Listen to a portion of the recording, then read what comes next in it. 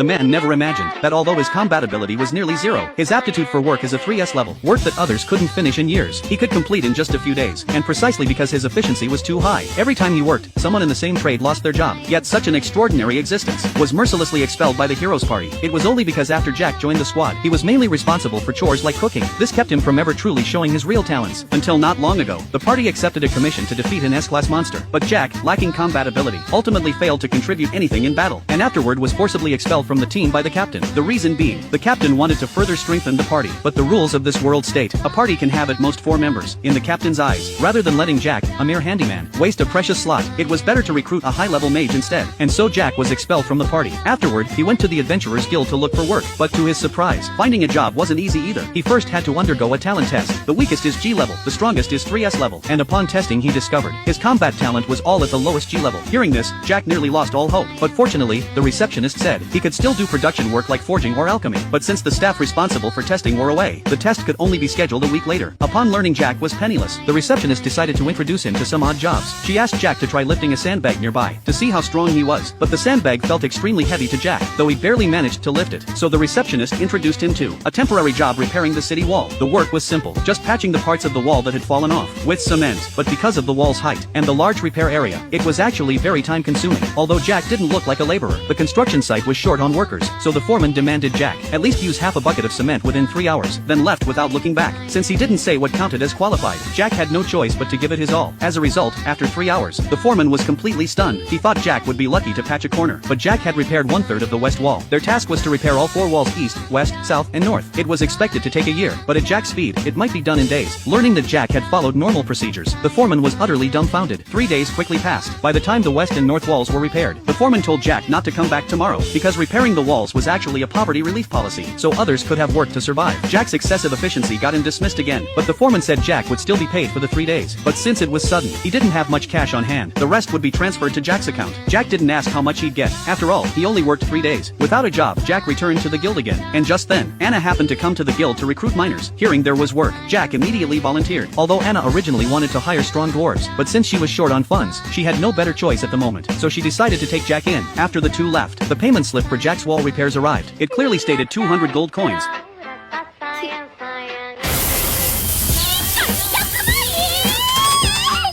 The receptionist was so shocked she nearly tripped over the sandbag, wondering who had put it there, but a colleague explained that this wasn't an ordinary sandbag, but something used to measure the amount of magic power in the human body. The more magic someone has, the heavier it feels. To lift it